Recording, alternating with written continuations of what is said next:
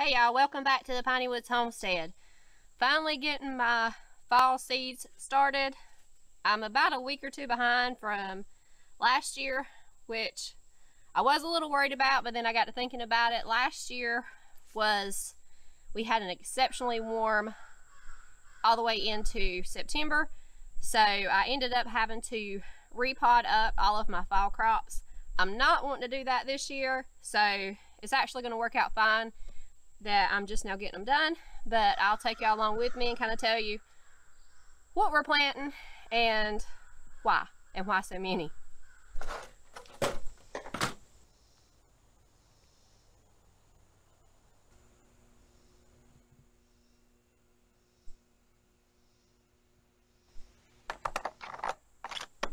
Now I like using these heavy trays.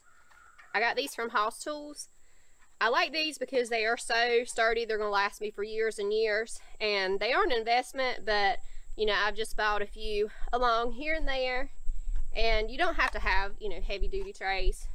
These are actually some Jiffy trays that I've had for many years, and they're actually starting to, you've got to be really gentle because see, this is a very flimsy plastic and they're starting to split a little bit, but I think I can get one more round in them.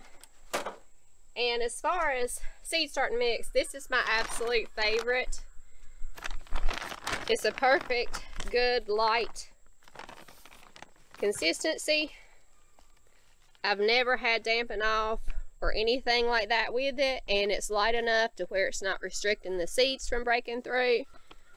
And this is the bag size that I had normally only been able to find them in, but I was able to, a few months ago, find this. It was, I think, a set of, no, it was just an individual bag, but I bought several bags of it from Home Depot online. And so this is going to last me, I got enough to last probably 2 seasons, hopefully. But one of these generally fills up, I think, 4 or 5 of these. But we'll see as I go along because I can't really remember exactly.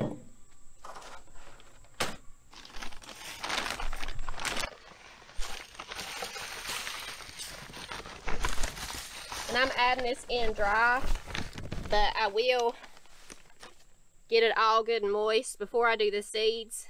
And the reason for that is if you just put this in here and put your seeds in, when you go, then you go to water, it's gonna just either blow your seeds right out, or it's gonna pack them down so far in the dirt that they won't ever germinate.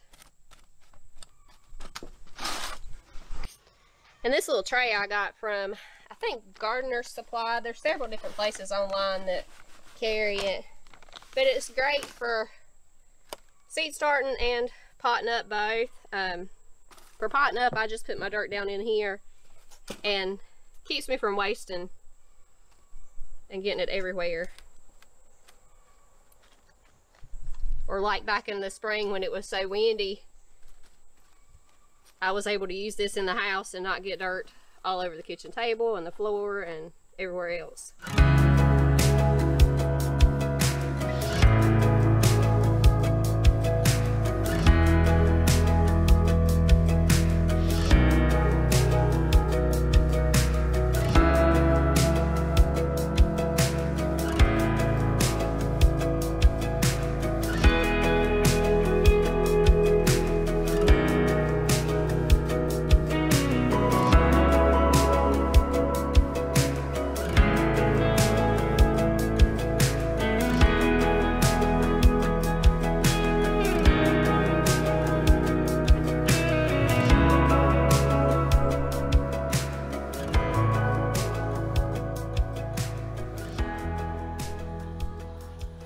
I'm just wetting my seed starting mix, and I will do this a few times. I'll get them good and wet, and then I'll let them sit and then redo it again so it's really soaking all the way through. You don't want it overly wet, but you do want it moist. And usually I can tell by lifting up the bottom of the trays and check the drain holes, and if that dirt's still dry, then I need to give it a little bit more.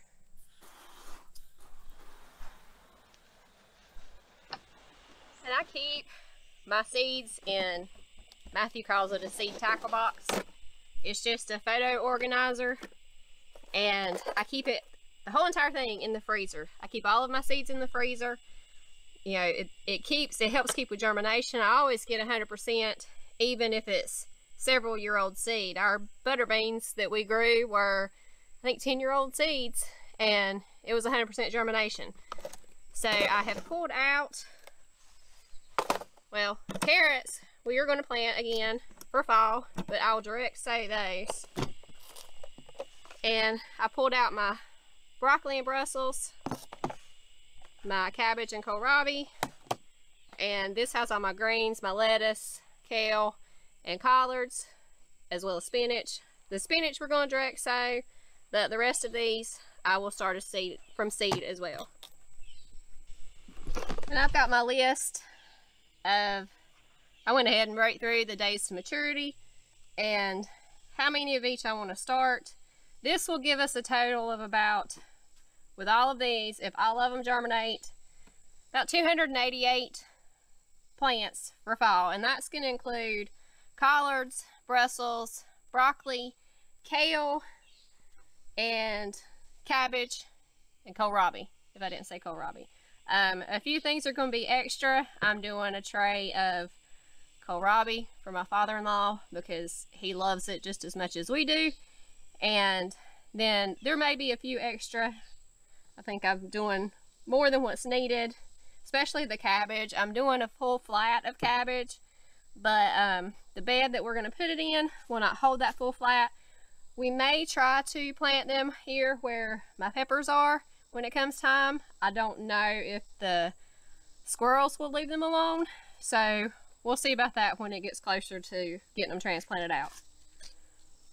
And make sure, I bought this big pack of tags from Amazon, I think. Make sure you mark what you're planting. For the most part, a lot of these you can tell once they get their true leaves what they are, but if you're planting more than one variety, especially, mark them. I'm not, except for, I think I am the cabbage. But you still, that way you can see, you'll know as things start popping up what is coming up, and if it's around time, and if it's been way too long for it to have already popped up, then you know you'll need to restart.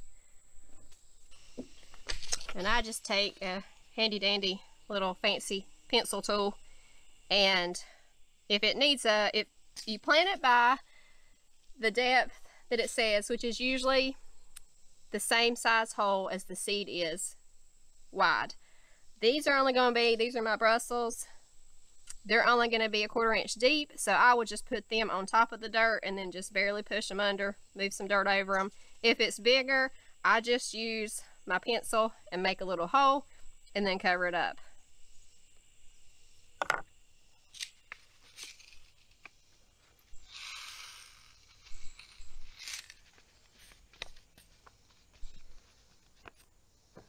And the bristles actually go in with these trees.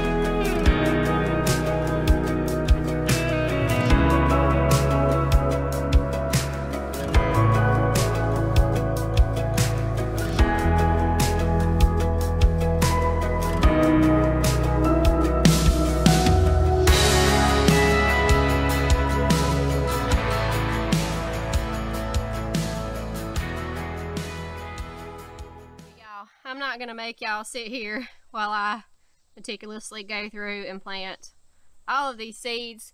But I do want to give you a bit of encouragement. I know this growing season this summer has been extremely hard on everyone, you know, especially those out in the Midwest, but even here too. So don't give up hope, and if you haven't grown a fall garden before, give it a try, and hopefully everybody's fall gardens will turn out fabulous this year. But y'all have a good day and a great week, and we'll see you on the next one. Thanks for joining in.